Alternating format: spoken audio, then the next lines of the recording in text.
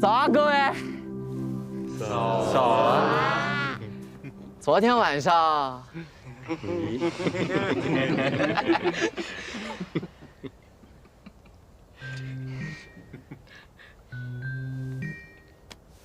昨天晚上什么都没发生，对吧？我们就是喝了个小酒，然后大家就睡觉了。对，娱乐无题而已。最后还说自己是什么小哪吒？你知道你昨天晚上毁了多少棵树吗？够了！那些树啊，够了！不要说了。行了，小伙儿，谁没年轻过？不过大老远跑来天师府发疯的，古往今来，你确实是第一人。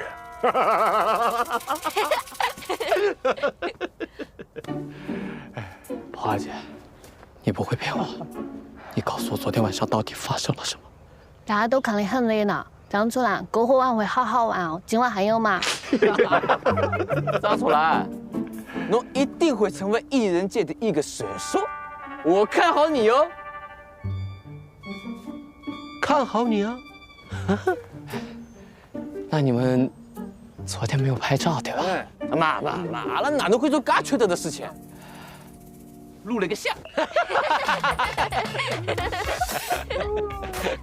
小次了，我杀了你啊！花儿姐，我觉得我现在已经无法直视张楚岚了。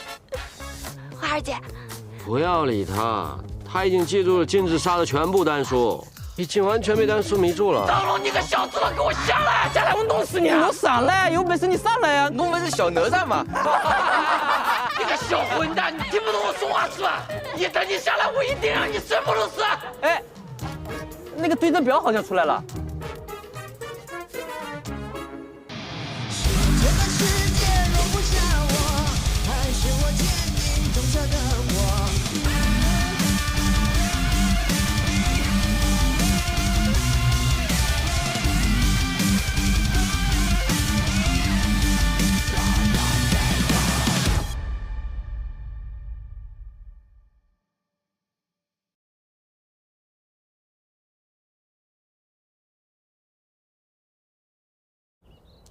本次演武大会8强晋级赛即将开始，请观赛人员尽快入座。你以为这样别人就认不出你了？老天师啊，田老路老早啊！冯会长好。哎，老天师，您这脸是怎么了？我最近啊，一直有意自创一门功夫。没想到昨夜行戏出点岔了，手阳明大肠经受阻，把脸给憋肿了。见笑啊！您老好好休养啊，不打扰了。哎，好。冯宝宝对潇潇。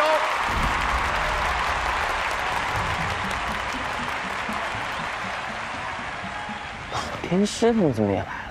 我前几天比赛他们都没来，今天专门来看宝儿姐比赛。难不成他们真的开始注意到宝宝了？我知道你是张楚岚的清道夫，不过这场你对上我，你的工作也该结束了。啥子意思？我的意思是说，你嗝屁了。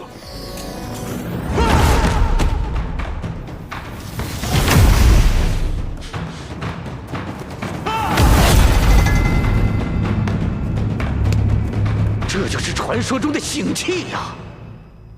怪不得叫腥气，跟擤鼻涕一样，太恶心了。腥气呢，它专攻人的元神，被击中会短暂失去作战能力，从而陷入险境。趁你病，要你命！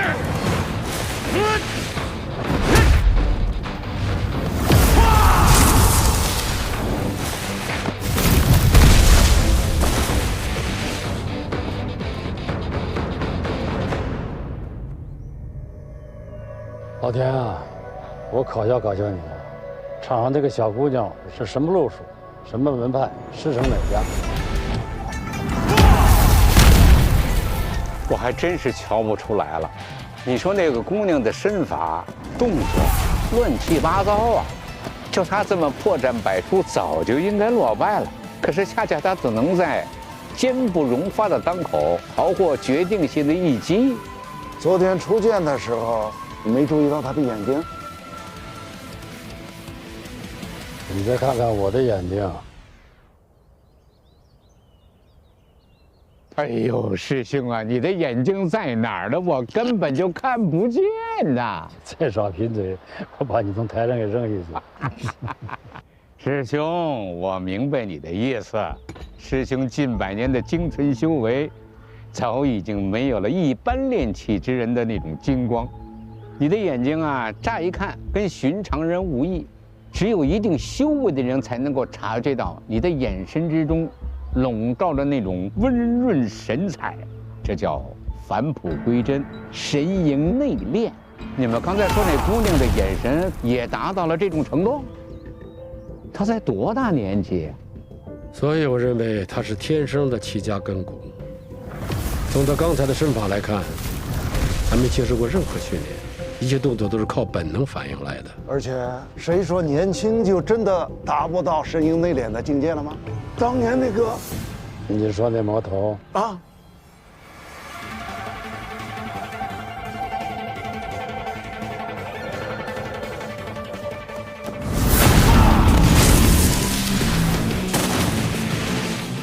灵玉是我的关门弟子，她看上场了小丫头，我都想重开山门了。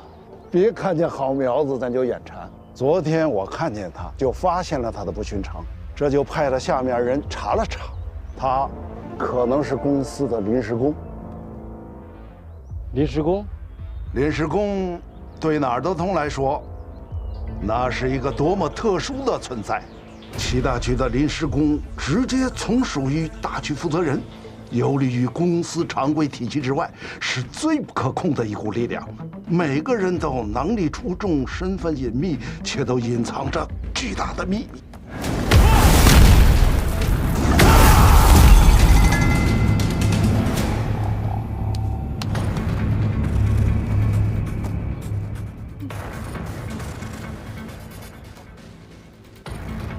不靠近就好老实吧。大元气单靠。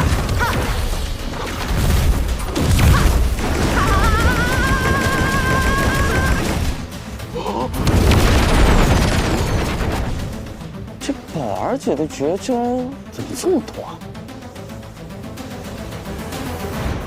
宝宝，是时候传给你我的秘诀了。啊！对。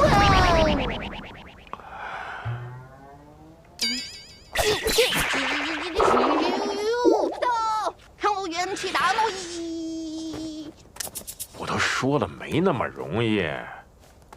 每一种异能和招式都要经过自己独特的行气方式所成，就好比是程序，气是源代码。如果你不知道编程方式，你就根本得不到自己想要的程序。你要是真的想学远程攻击，我可以安排合适的人教你啊。不用了，我晓得毛病出在哪儿了，刚才的气放出的不够多而已。阿维斯巴斯。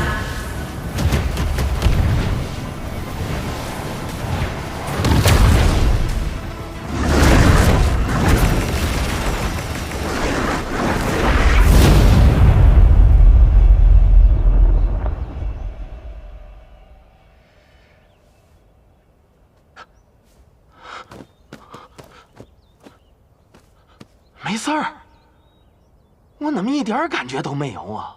还是只打得反易拉罐哦。易拉罐？老天师，怎么回事？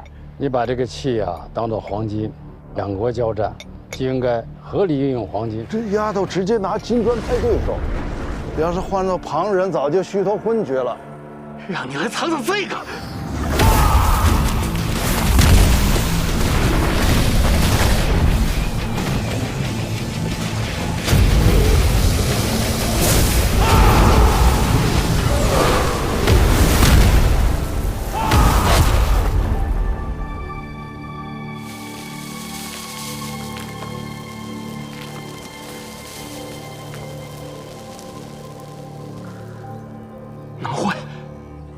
是刑器的特点吗？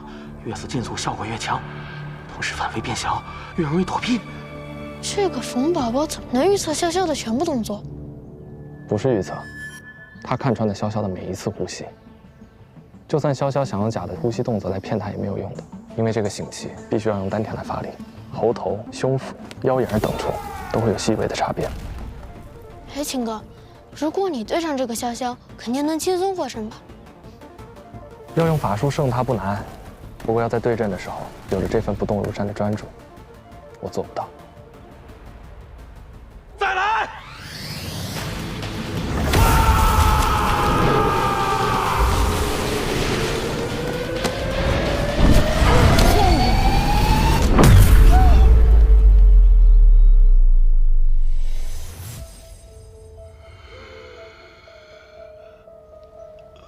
搞定。潇潇的元神飞散了，这具刑器硬是让冯宝宝给按回体内爆发了。一帮没轻没重的小鬼，还好有老夫在场。别急，等他实在不可解的时候再下去也不迟。老天师，你怎么看热闹不嫌事儿大呀？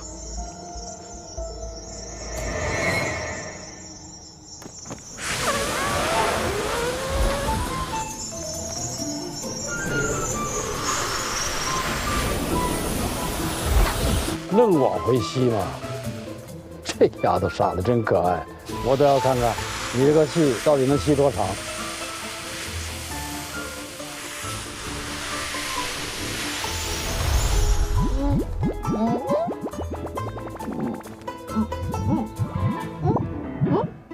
不行不行不行，我得下场了。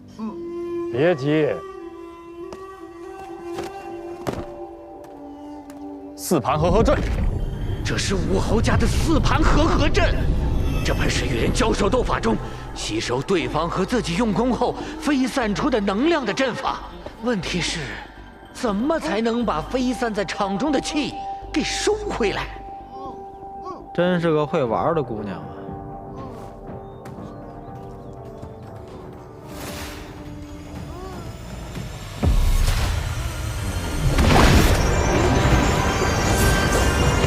红宝宝，把你嘴里的吐给我！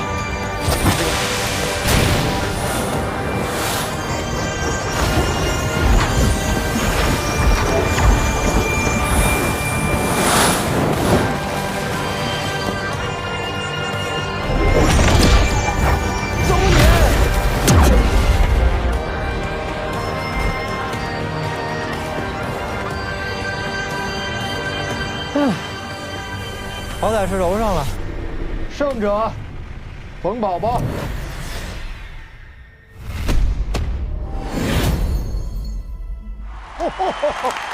啊，真是后生可畏啊！王爷，冯宝宝，张灵玉，你还真没骗我。我诸葛家的人久不出来走动，看来有点成了井底之蛙了。二位，既然下场了，就别急着走了。下一场对阵，诸葛青对王爷。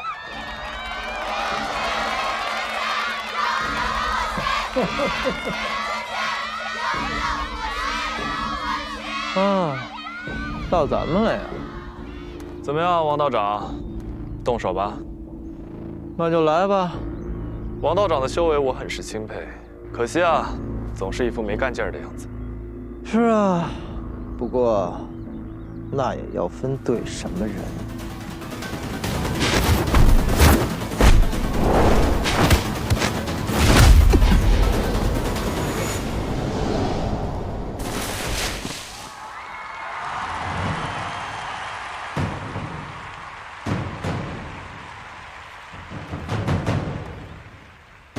王爷道长，你有点操之过急了吧？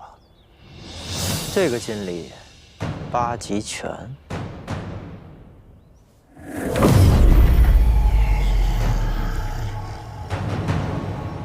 我从来就不会小瞧我的对手，所以王道长您也千万别小瞧我。确实，我的拳脚功夫不如您。不过王道长，您当真觉得凭仗着纯熟的太极功夫就能赢得了我吗？你会的可真多呀。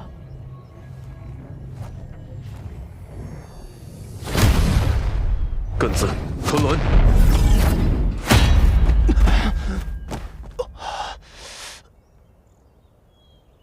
哦，就知道没那么容易嘛，竟然完全扛不动，真是尴尬呀。砍字。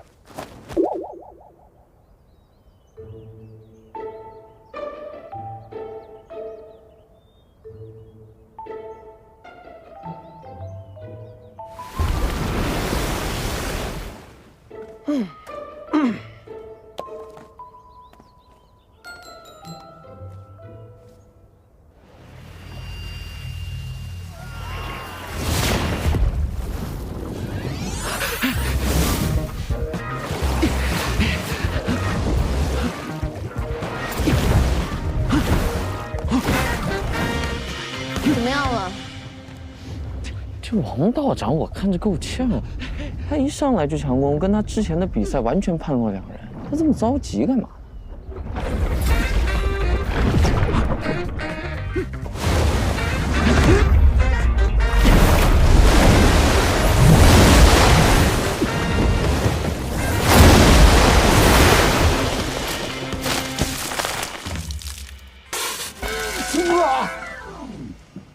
哎呀！差点打到老天师啊！没关系，哎，老天师无所谓，比赛太精彩了。水汽能凝结成高速子弹，这诸葛家的武侯奇门着实厉害呀！这是把地盘八卦术发挥到了极致。卦象为水，五行属水，他这坎子一出啊，水弹就变成降雨了。那看来王爷要不了几招就得败下阵来。那可说不准。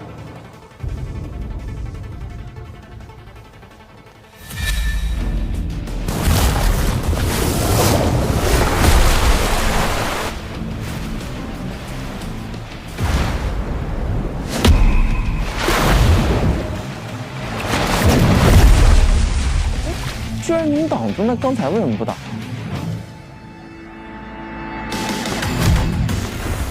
太极阳手。吞字土河车。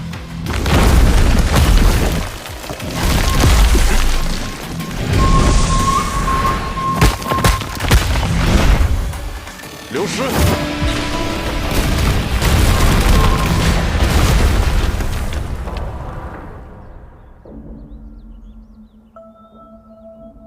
这个诸葛青也太厉害了吧！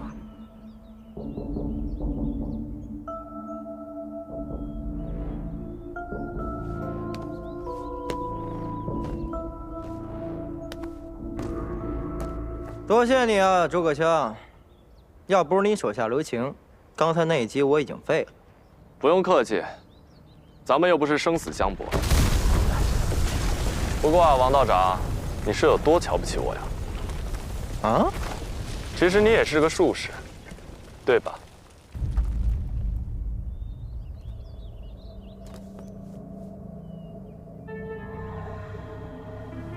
一般人认为术士的所行之事过于匪夷所思，有悖常理。可是他们不知道，其实术士才是最讲道理的人。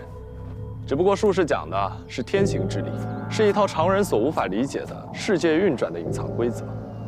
只要找到对的位置、对的时间，使用对的力量，就能趋吉避凶。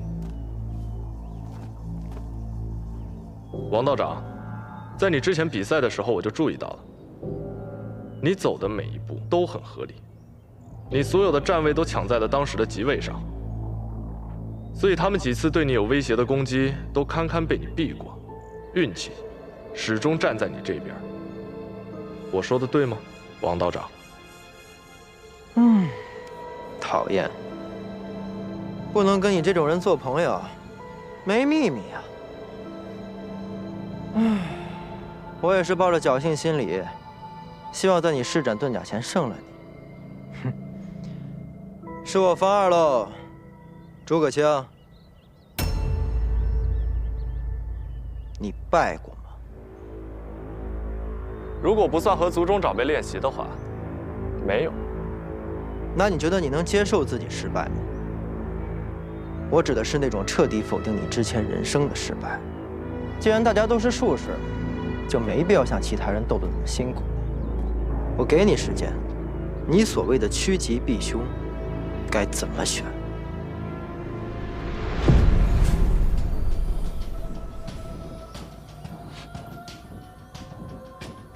他们怎么都不动了？真让人意外啊！术士就要顺势而为。诸葛青，我没有半点侮辱你的意思。这话我只说一次，回去吧，诸葛青。这对你来说是最好的结果。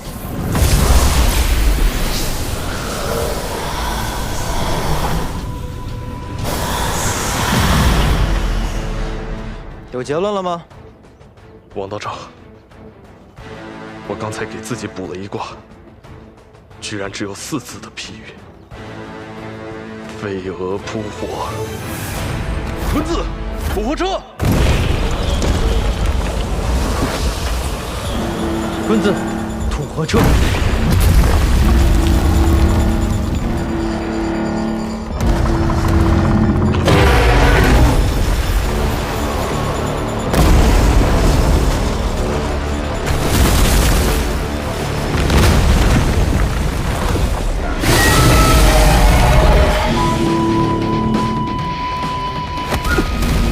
他在训位却使用坤字法，居然也是我用的法术，找不到任何破绽。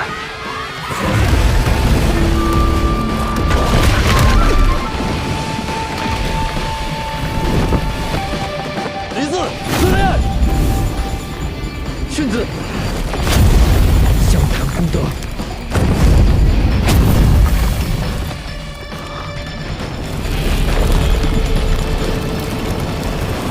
看见了吧？用火来攻击术。不对，你说反而越长越密。不对，是用术来挡火。不对，不可能，这不是奇门法术。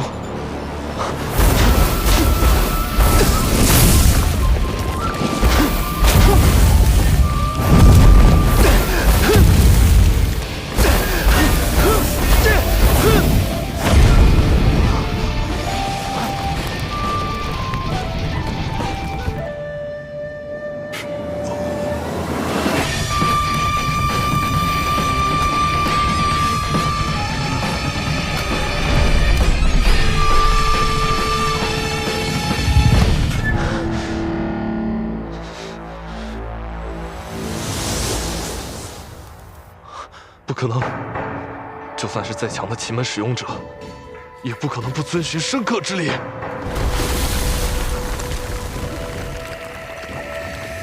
诸葛青，你觉得怎么样？就此打住吧。你不是看到自己的卦象了吗？王道长，或许我逃不过这一败的命运，或许这一败会击碎我所有的尊严，但有些事情对于一个术士来说，比尊严更加重要，那就是真相。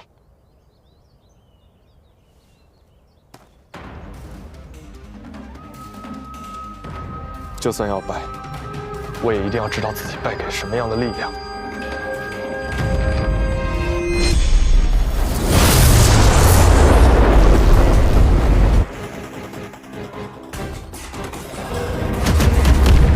是奇门显象心法，此心法的使用者感官会得到全面的提升，并且能看见常人所不能看见的事物本质。他们是在斗法，斗得旗鼓相当啊！旗鼓相当？你们别开玩笑了！哥在坤土位的土合车被其他位置的土合车压制了，正在离火位的试验居然被木系的法术克制了。奇门显象心法。哥，我求求你了，不要再继续了！你们的实力根本不在一个水平上，我不想看到你惨败的样子。来吧，王道长，让我看看你都做了什么。对字，黑琉璃。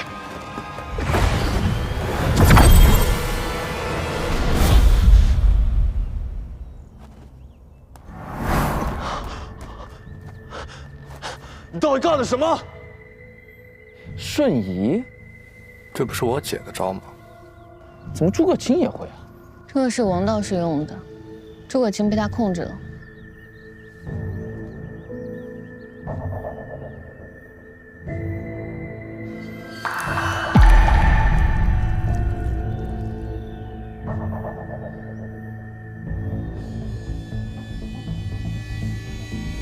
淡中大学受制，这就够了吧？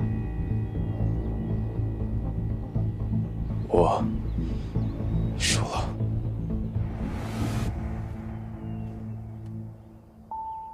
我什么都没有看到啊，他就认输了。这个王爷居然用术把诸葛青克得死死的。你要说术法，这世上还有能超越诸葛家的吗？神龙浮屠出洛水，彩凤仙术碧云里，阴命封后演成文，奇门遁甲从此始。老陆，虽然没什么人亲眼见过，但是8奇迹中确实有一个封后奇门。幸亏咱没离开龙虎山，没看到传说中的气体源流，却看到了封后奇门，这不就对了吗？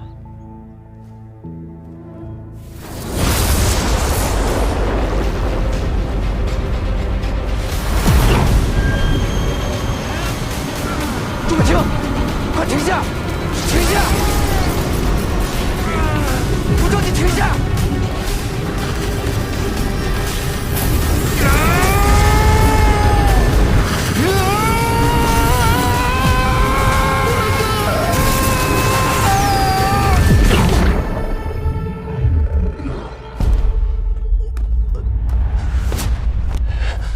我叫你停下！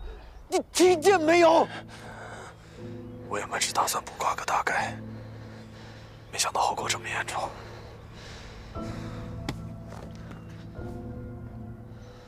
我不是不能接受失败，但就算我要死了，我也不能败得这么不明不白的。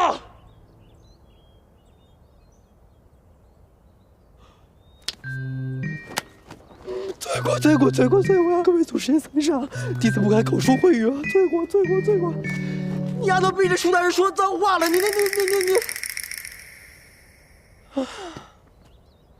算了，本就不该来，来了清静日子也就到头了。诸葛青，你看好了。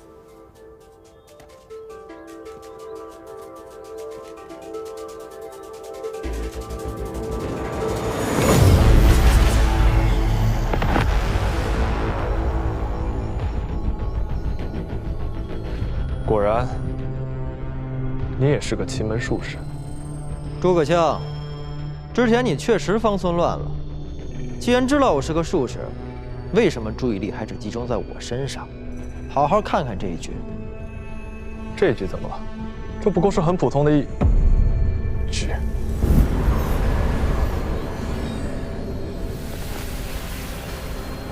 懂了吗？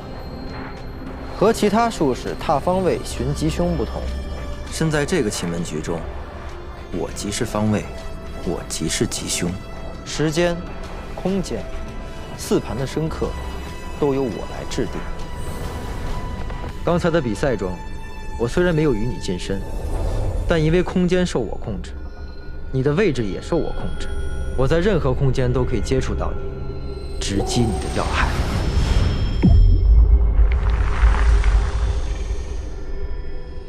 随意的波动棋盘格局，4盘的格局是时间来制定的。你怎么可能操纵时间？为什么不能？时间就是计算万物变化的计量单位而已。对于一个没有变化的人而言，时间也就没有意义。操纵了万物的变化，就等于操纵了时间。我能操纵的，就是这奇门局中的变化。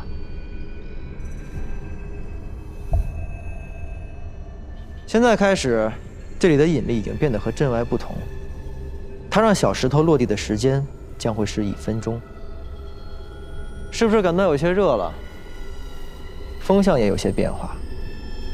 因为现在虽然是谷雨，但这局中的温度和湿度都被我改成了大暑。你说术士就是趋吉避凶，被天理束缚的人，这话有理。但不全对。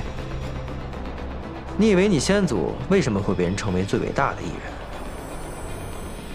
作为一个修为极高的术士，他会不知道皇室衰微，他会不知道天下分久必合，合久必分的道理。真要是趋吉避凶，就该在故土好好待着。以他的修为，想必更进一步也不是什么难事儿。可他却放弃了作为一个修者该坚守的一切，就算逆大势而行，也要投身到乱世当中，只为了去救那个明知已无可救药的天下。为了那个天下，情愿去和天理、和大势对抗，明知不可为而为。这就是他那个级别的术士作为。若是一味的趋吉避凶、顺势而为，被天理束缚，那又何必去明理？反正不管懂不懂那规则，反正你我都和一般人一样被束缚着，不是吗？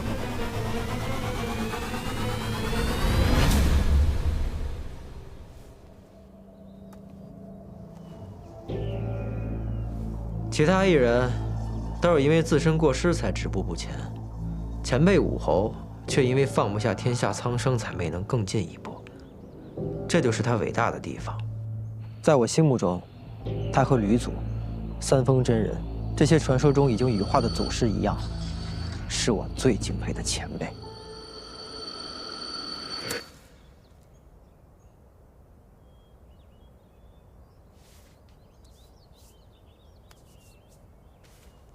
败了，彻底败了。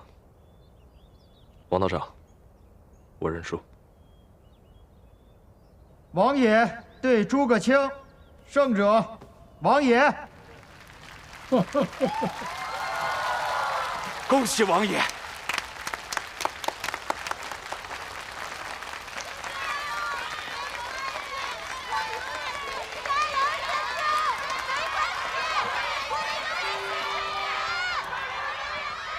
王道长，最后问你一个问题，你刚才的那个术法，到底叫什么？跟你说够多了，别不知足啊！想知道你可以自己算呢。再找死我可不拦你啊！没想到武当山还有这号人物，我怎么从来没听说过啊？这件事你来办，把这个王爷拉到我们天下会。楚岚，看来你下一场的对手就是王爷了。别呀，100个我也不可能打过他呀。爸，这个人实力这么强，我打也打不过他，总不能硬拉吧？我平时怎么教你的？所有人都可以明码标价，只要你知道他想要什么。可是我也不了解他呀。动动你的脑子，出家人最缺什么？当然是钱。有钱谁还出家呀？哦。怎么了，宝宝？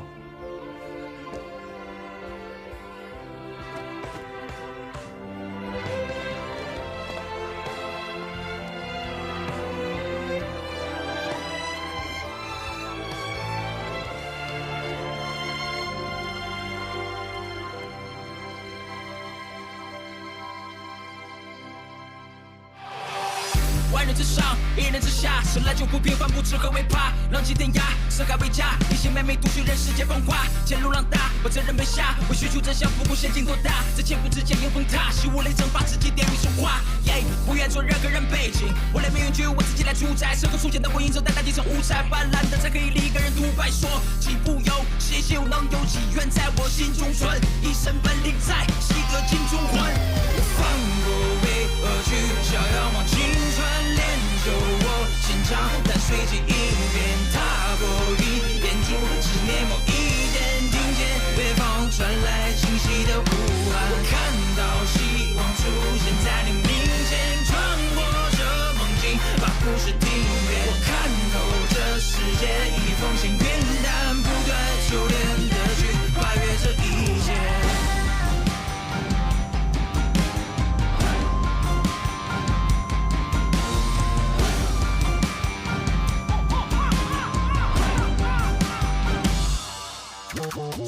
想走的路却不好走，想做的人也不好做，追求的东西太多了，才会忘了自己最想要什么。我习惯去面对些挫折，因为我从不把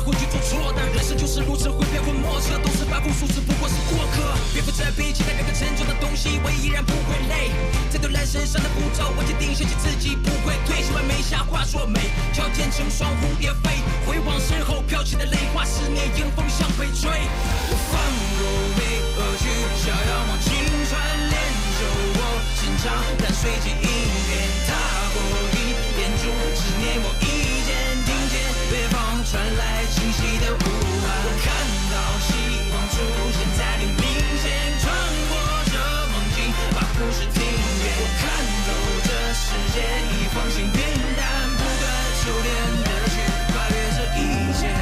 谁与我争邂逅，我不在乎，你到底来自何方？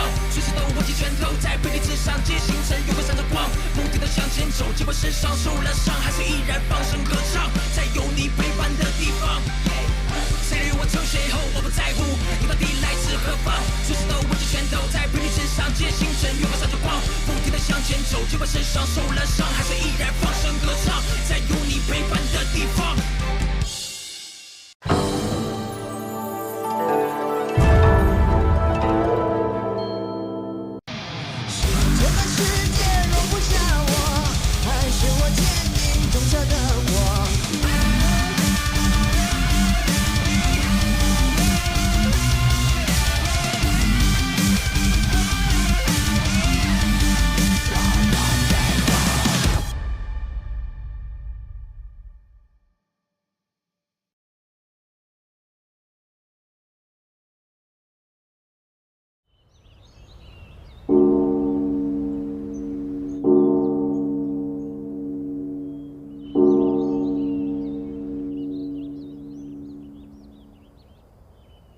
阿南，啥？第一场，风沙燕对贾正亮，请选手入场。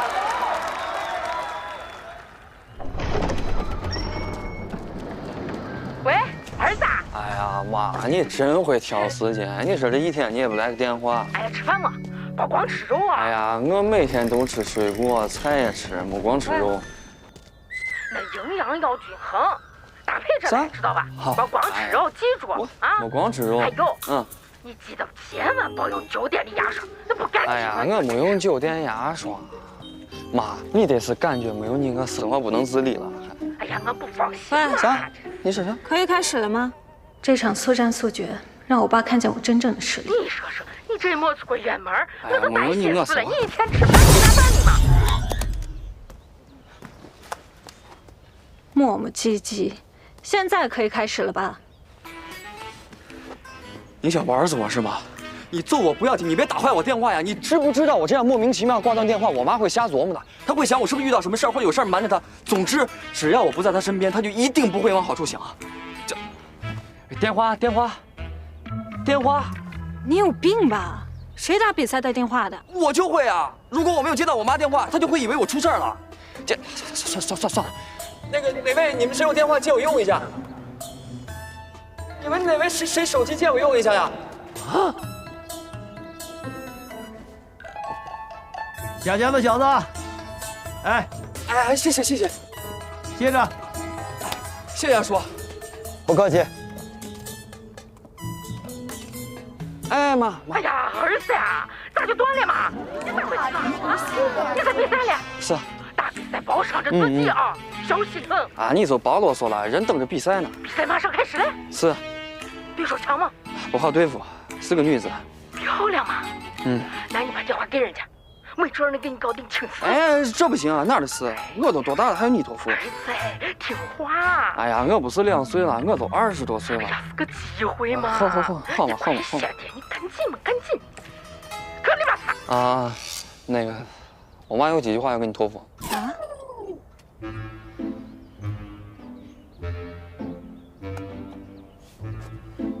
怎么谈上恋爱了？这是。喂，女子啊，我是亮亮他妈。你好，伯母。你有男朋友没有啊？觉得我儿子怎么样？虽然有点不听话。是呀，男孩子们都比较晚熟，估计还没过叛逆期呢。哎呀，是呀，不过我儿子其他方面还是很优秀的，考虑一下嘛。快点比赛结束，来我们家加村啊！好的，伯母。你妈让我全力把你打废，好让你早点回家。我是你亲生的吗？我好不容易出来闯一闯。乖儿子，听话啊！咱让着这姑娘展现一下绅士风度，打动这姑娘，早点带她回家。哎呀，好，知道了。哎呀，知道了。你这包车大力啊！啊！现在可以开始了吧？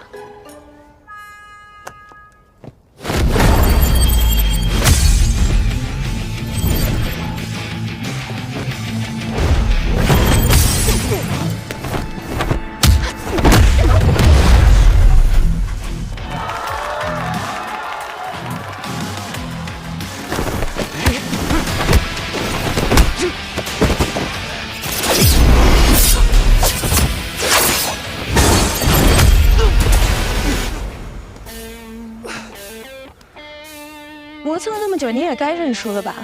你相亲对象还等着你呢。我们就这么回去了，明明下一场就是跟那个冯宝宝上哥哥的账。如果你真那么想找冯宝宝算账，那干劲会更足才对。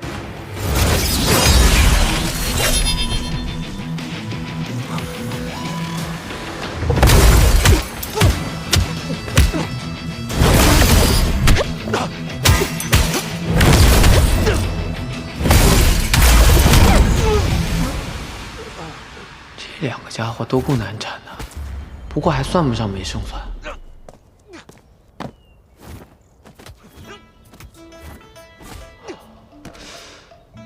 宝姐，你真的能神不知鬼不觉，不动任何娄子？这类业务干多少回了，那就不用操心了。那你就受累，虽然有点不厚道，那就让王道长先在坑里待一段时间吧。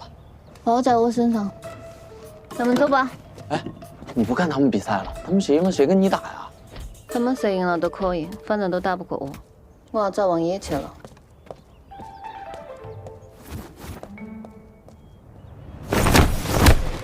确实，年纪也不小了，所有都听父母的，看上去不够威风帅气。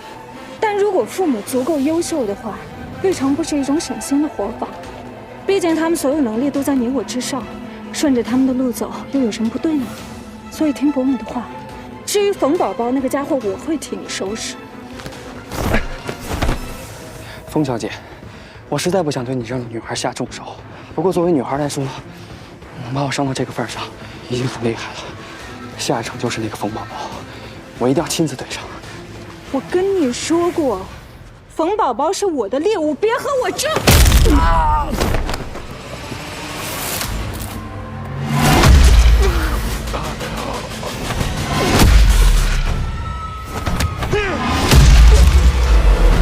哎呦呵，这小姑娘太厉害了！我姐这是跟那个贾振亮杠上了，之前从来没有见她这么认真。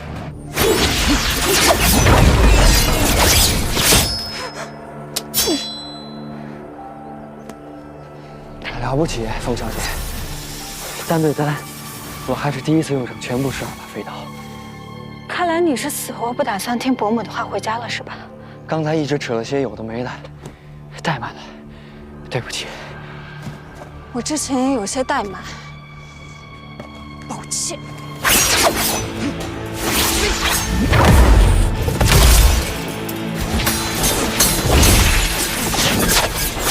拿着我的刀，还想伤我？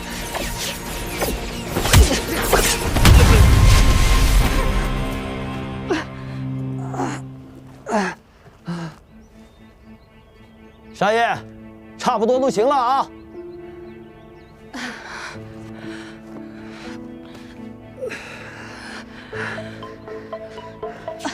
你爸都发话了，赶紧认输吧。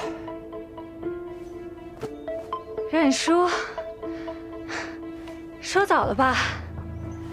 爸，这次我不会听你的，我绝不认输。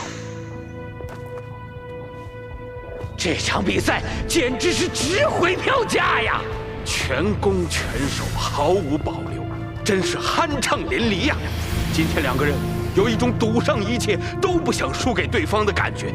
看来，今天两个人不倒下一个，是不会结束的。沙叶，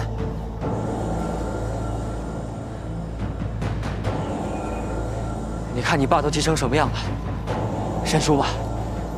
这是我的比赛，我说了算。继续。继续。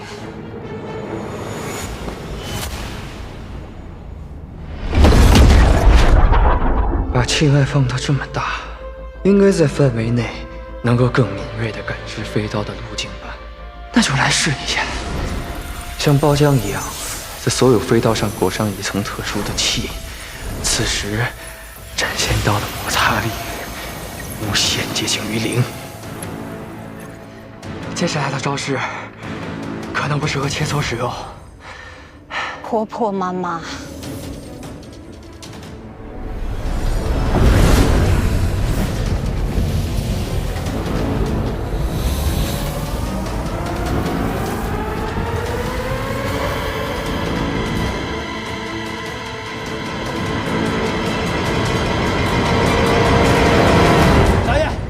家将小子听话，你们都给我住手！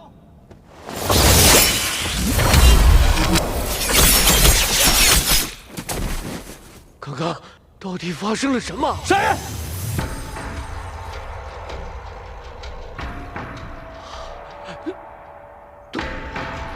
同归于尽了。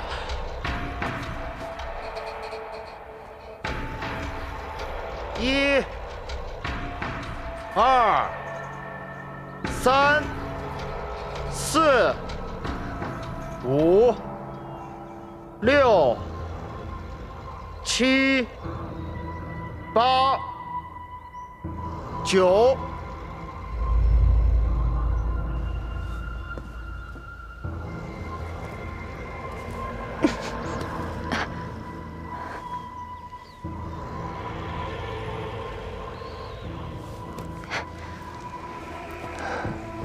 你早该听你妈的话，回家的。你不是也没听你爸的话吗？你说这样下去，咱们谁输谁赢？何苦呢？赢了我，你下一场也打不了。那也是我赢。胜者封杀宴。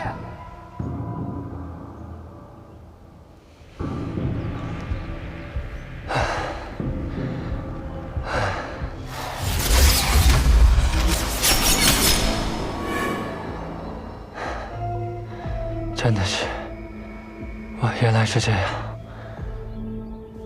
我还以为你把气散开了，是为了感知我飞刀的路线。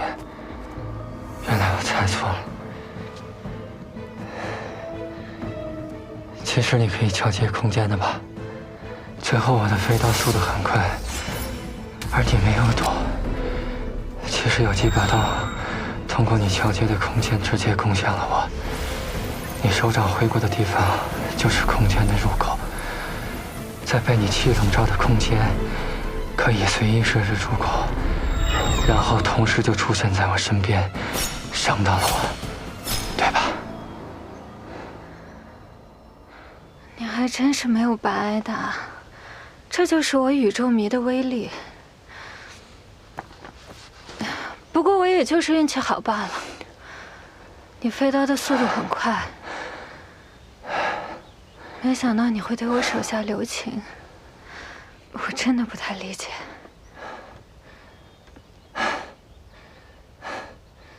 就是觉得舍不得。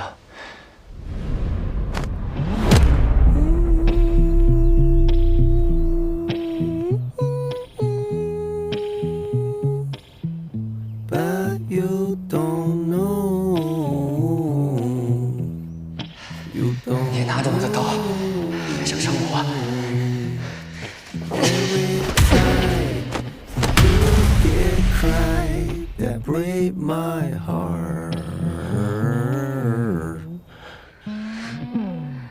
抱一抱，抱一抱，抱着我的依依睡觉觉。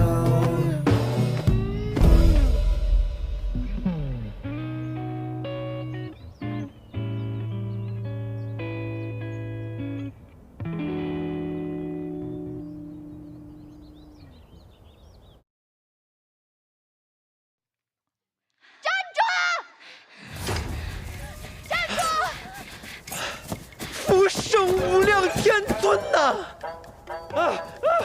少废话，反正就是你孩子阿婷努力白费了。给我站住！张楚岚，情况有变，王爷被几个人缠住了，要不要把他们全卖了？别跑！人呢？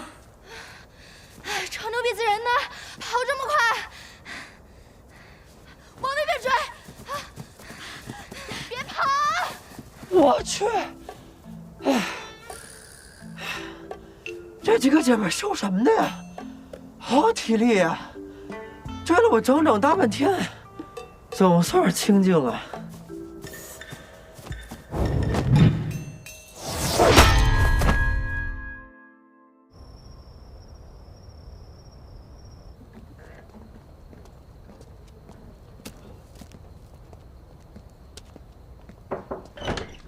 姐，我来看你吧。心疼，你怎么来了？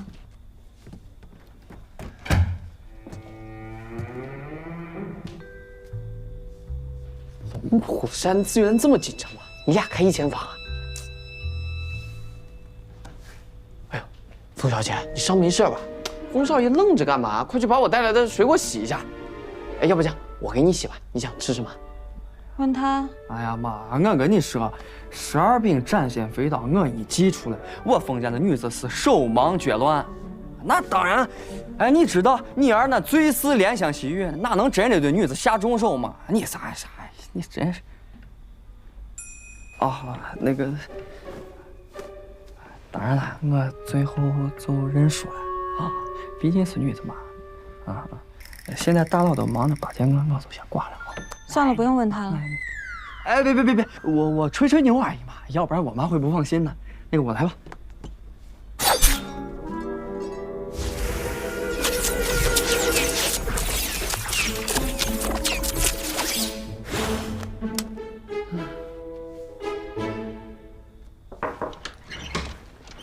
沙燕好些了吗？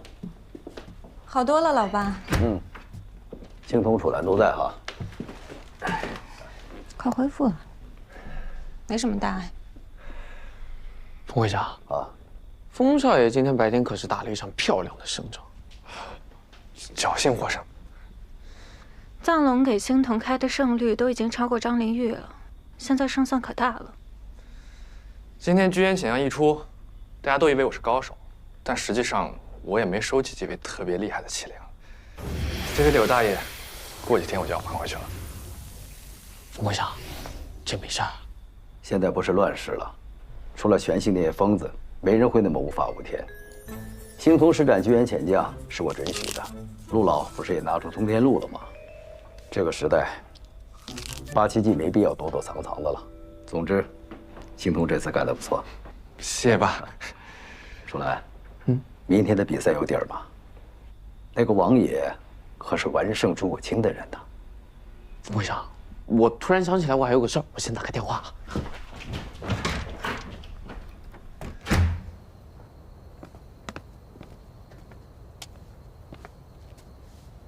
汪洋变大梦转溜溜，那么见公呀哈利呀，挑担背米下溜走啊。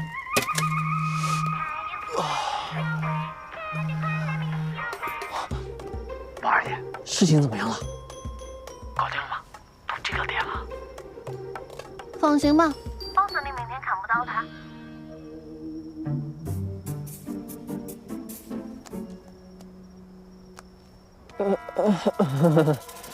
这坑是给我准备的吗？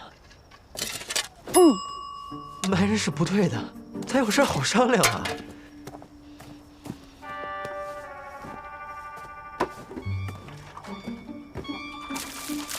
你咋还倒水呢？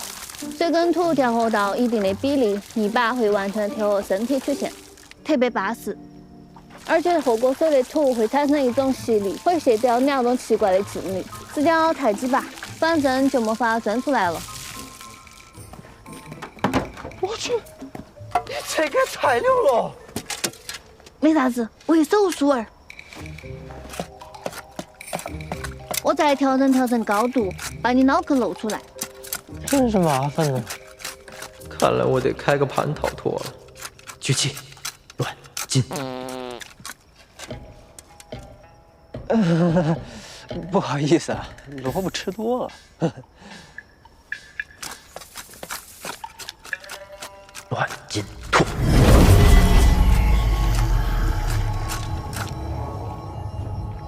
咋回事？感觉刚刚怪怪的。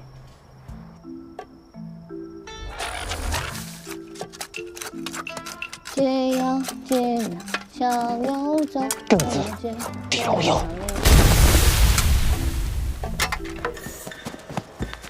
Well, ho。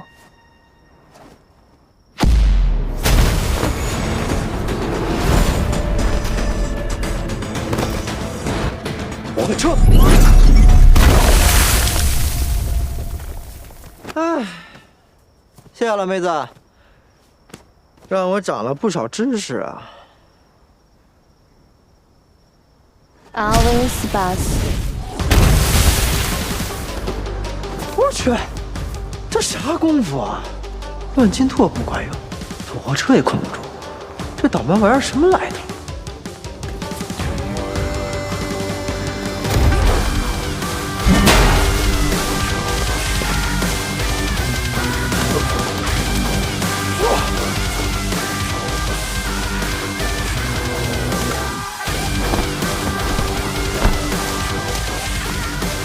这姐妹也太难缠了吧！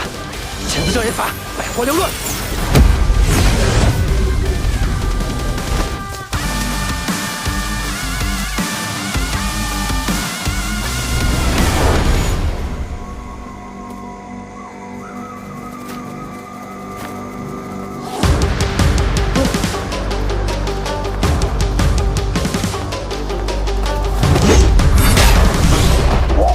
差点不灵了！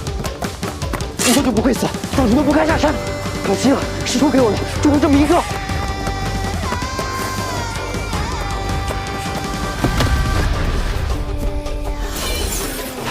唱不上。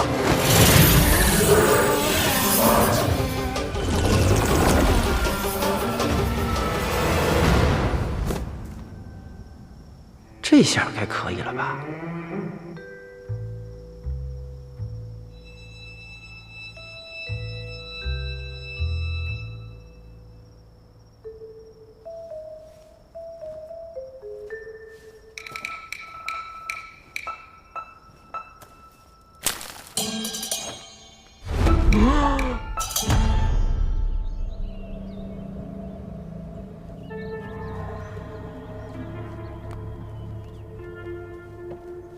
老天师来看这场比赛，是因为张楚岚是他的徒孙。你们两个别的比赛不看，也专挑这场，是不是武当山的小道士使了封后奇门，有人眼红了？这有什么不敢承认的？不止在座的各位，来这一人演武大会的，没有一个敢说自己不眼红的。要是张楚岚继承了他爷爷的气体源流，那今天可就是两大奇迹的正面对决了。武当王爷，请速速入场。王爷，听到请速速入场。哥，那个道士费劲巴拉赢了你，就这么拱手让给张楚岚了？他赢了我是真本事，后边他想赢想输，那是他的权利。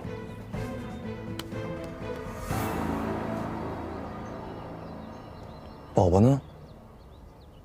三儿，你还不明白？你看张楚岚那个贱嗖嗖的样，咱们宝儿姐肯定又接活了。宝儿姐果然给力啊！王爷缺席比赛，胜者。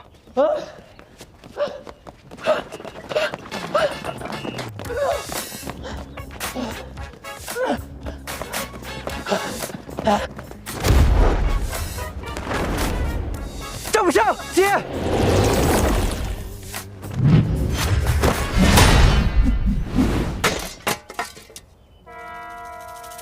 还来，大姐，你除了买我，脑子里还有点别的事儿吗？你看看这是哪儿？选手已经到场，小姑娘，请离开场地。张楚岚，我搞砸了。没事，包小姐，接下来交给我吧。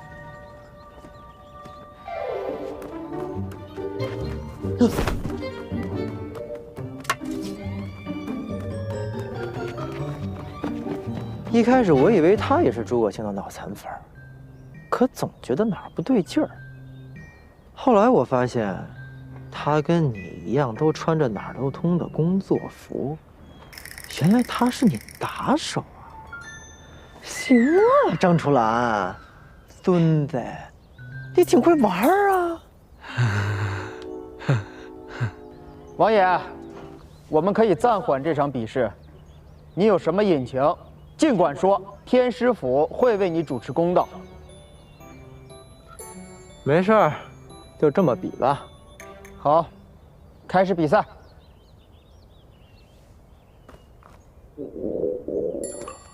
给我弄点吃了吧！折腾一晚上了，我快饿死了。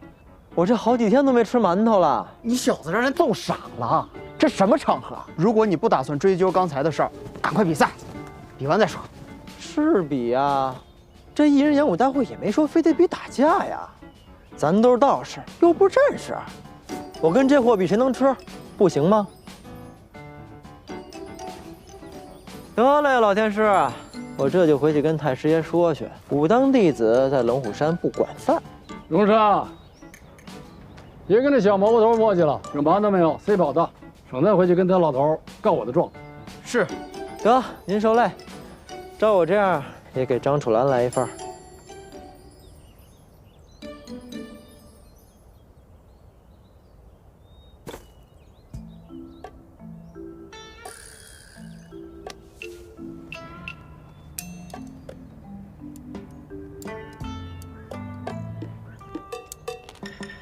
别愣着，吃，不然我一掌震死你。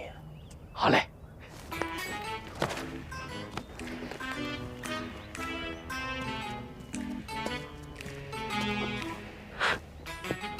难得呀，宝宝，没想到你也有失手的时候啊。人宝宝都搞不定，张爽这下危险了。宝宝，想什么呢？有工作流程需要改进，敲晕之后要先想办法令其的运行一并封住，再下手卖。好了，别光想着卖人了，赶紧去换身衣服吧。啊？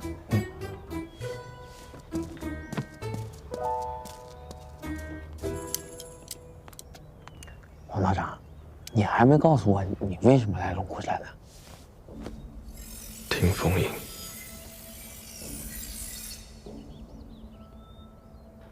问得好，我为什么来的？还真不是一两句话就能说清楚的。张楚岚，你知道占卜是怎么一回事吗？不知道。先告诉你一个基本观念：过去无可挽回，未来可以改变。实际上，再牛的术士，也占卜不出过去的事儿。能够测算的只有几种未来的可能，即便是这样，也算是天理难容。所以，占卜与术士自身无异。至于有多大的损伤嘛，那就要看你算出的信息对于世界的改变产生多大的影响。比如我算出下棋双色球的号码，损伤就微乎其微，因为这只是改变了世界中某个暴发户的人选。可是之前，我在武当算了算这次大会和关于你的事儿。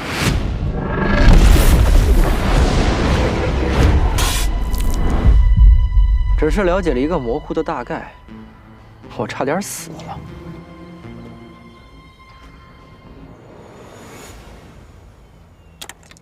唉，其实你们怎么样，跟我有什么关系呢？世道再坏，我也能保全自己和家人独善其身。所以其实我不该来的，可我为什么又来了呢？大致原因有两个：一，我不来，老天师和天师府的声誉会严重受损。老天师也是我敬仰前辈，这我不想。二，我来，是给你多一个选择，一个放弃的选择。放弃？你是让我放弃继承天师度吗？不，大会的事儿，怎么样都无所谓了。我给你提供的选择是放弃追求真相，那样你就会得到你最想要的。别逗了，王道长，追求真相有什么不好？那就是我最想要的。真相你确实很想要，车子、房子、女人你也想要，追求这些都无可厚非。不过一旦满足了其中某一项，人就会去追求下一项。所以不是欲望无法满足，而是可以追求的东西太多了，人才会忘记自己最想要什么。而我跟你说的，是一直求而不得，一旦得到，愿为了它舍弃一切的东西，那才配称为最想要。故作高深，咱俩根本就不是我最想要什么，不用你来告诉我。真常应物，真常德性，常应常静，常清静矣。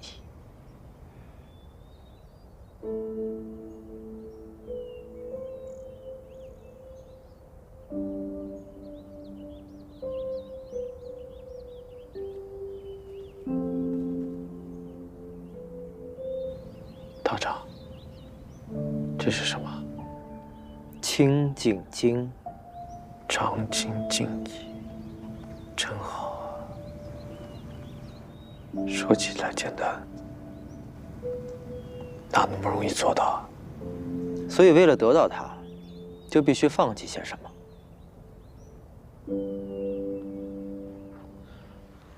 你的意思呢？我大概了解了。你的意思就是说，如果我继续追查下去，这个世界的未来很有可能会朝着坏的方向发展。道长，这个坏的未来影响的不只是我吧？咱俩非亲非故，你不会因为我来趟这趟浑水吧？王明，你认识我？这就牵扯到另外一个概念了，我管它叫做命运的权重。这个世界没有一刻是静止的，个体变化的总和就是整个世界的变化。一块石头被风化了，改变了世界。我吃了几根咸菜，同样也是世界变化的一部分。然而，个体变化对于世界变化的影响程度是不一样的。有人殚精竭虑，却掀不起风浪；有人一念之差，却让世界天翻地覆。这就是命运权重比例不同。而你张楚岚，你这个人的权重比例很高，你的选择会改变很多人的命运。假设你说的都是真的，道长，那我有个问题想问你一下：本身可以置身事外的你，却选择过来劝说我，你是不是也没有选择那个对你最好的未来？不要跑！记得阻止当年的我，不要让他知道真相。是啊，这事儿不用算我都知道，对我没有一丝好处。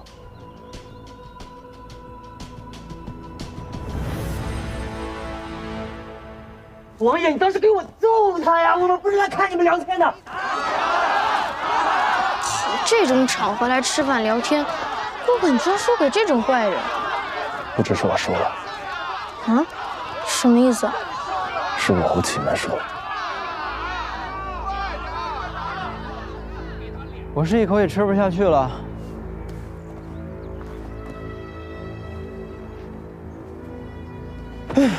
怎么样，张楚岚，能选了吗？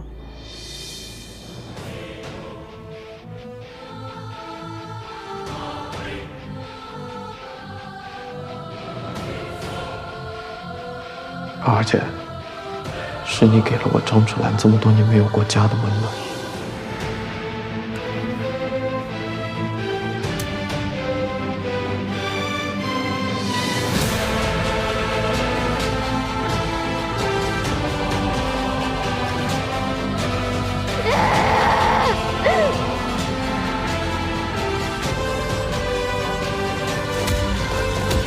没事吧，阿姐？我有的，你也会有的。秋兰，你来参加艺人演播大会，能够帮到阿武找到过去，那就交给你了。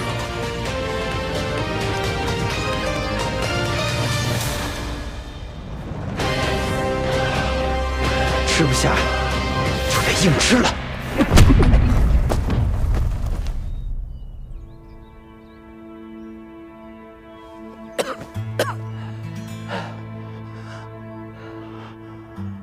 为什么你在所有选择里选择了最烂的一个？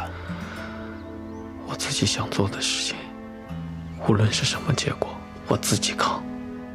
你知道是什么责任吗？你扛得起吗？我现在要做，也不是我自己一个人的事。对不起，辜负你一番好意，王道长。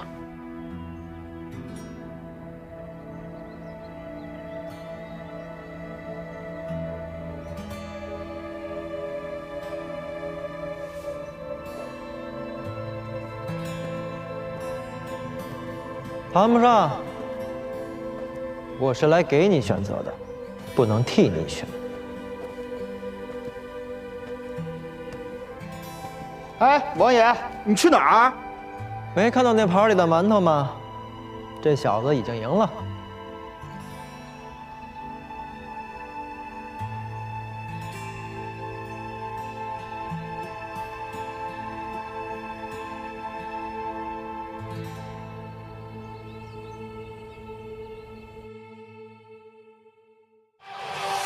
万人之上，一人之下，生来就不平凡，不吃喝为怕，浪迹天涯，四海为家，一心妹妹独去人世间风华，前路浪大，我责任被下，为寻求真相，不顾险境多大，在千古之间迎风踏，习无泪蒸发自己点笔生花，不愿做任何人背景，我来命运就由我自己来主宰，身后出现的火影走，淡淡低成五彩斑斓的，才可以令一个人独白说，岂不有谁又能有几愿在我心中存，一身本领在，习得金中魂，我放过为恶去，逍遥望青川。练就我心肠，但随即应变，踏过一眼珠，执念某一点，听见北方传来清晰的呼喊，我看到希望出现在你面前，穿过这梦境，把故事听遍，我看透这世界，一封信云淡，不断修炼的去跨越这一切。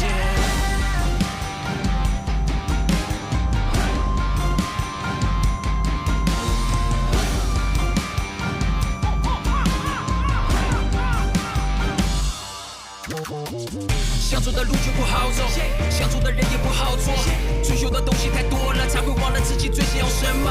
我习惯去面对些挫折，因为我从不把回去做错的。人生就是如此，会变混莫测，都是凡夫俗子，不过是过客。别负责比起来任何沉重的东西，我也依然不会累。在对人身上的步骤，我坚定相信自己不会退。喜欢眉下话说美，矫健成双蝴蝶飞，回望身后飘起的泪花，思念迎风向北吹。我放过为恶去，逍遥望青川。练就我心肠，但随即应变，踏过一眼珠，执念某一点，听见北方传来清晰的呼喊，我看到希望出现在你面前，穿过这梦境，把故事听遍，我看透这世界，一封信云淡，不断修炼的去跨越这一切。谁里有我这个邂逅，我不在乎，你到底来自何方？随时都握紧拳头，在背地之上皆星辰，永恒闪着光，不停地向前走，尽管身上受了伤，还是依然放声歌唱，在有你陪伴的地方。谁与我曾邂逅，我不在乎，你到底来自何方？随时都握紧拳头，在背地之上皆星辰，永恒闪着光，不停地向前走，尽管身上受了伤，还是